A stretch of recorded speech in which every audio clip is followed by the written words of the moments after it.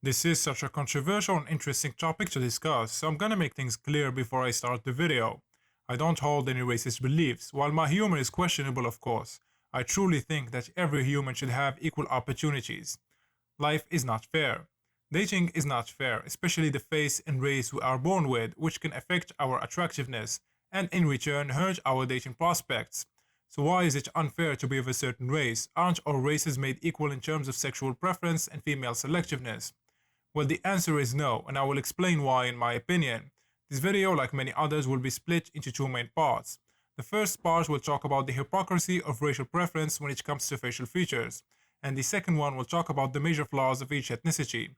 If you want to support the channel and get your face evaluated by me with personalized look max and advice, link will be down in the description.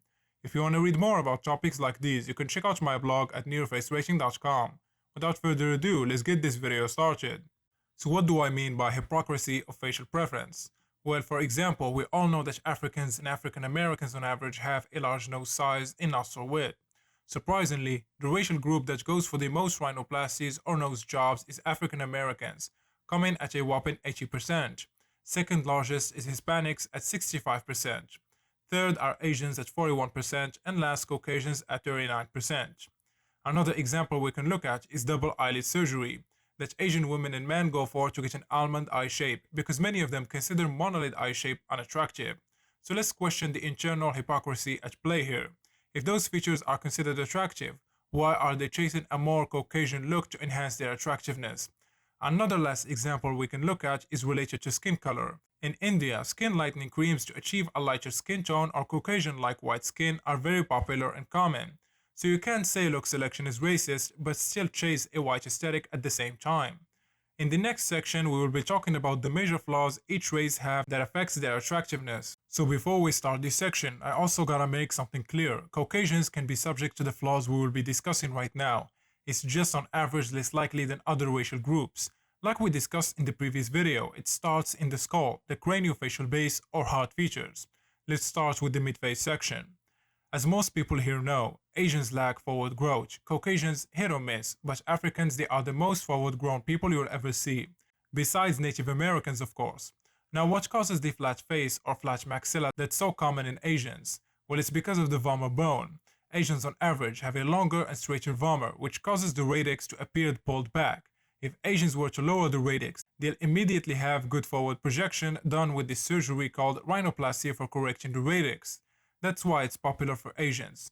Now for Caucasians, the reason they're so hit or miss with forward growth compared to Africans are because of the smaller teeth, more frequent crowding, and lower arch dimensions. Africans have the exact opposite, with larger teeth, less crowding, and higher arch dimensions. As for the nose, it's really determined by climate, not bone structure.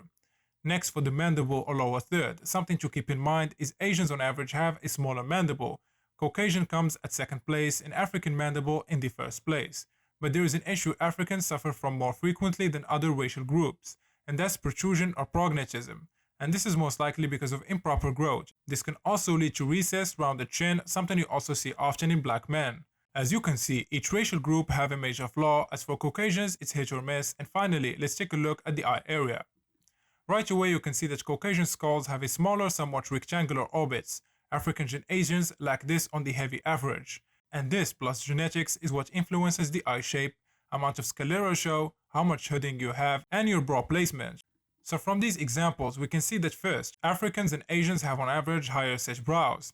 Second, Africans on average have sunken orbits. And third, Asians on average have monolid eye shapes. Fourth, Caucasians on average are the only ones to have true almond eyes. This is without counting mixed race people of course. When Africans and Asians do have almond eyes, it gives them a halo effect, boosting their attractiveness. So you guys can see each racial group have one or more major flaws in their base of their heart features, severely hurting their facial attractiveness, and Caucasians being hit or miss. They can or cannot have it, with the possibility on the average being low.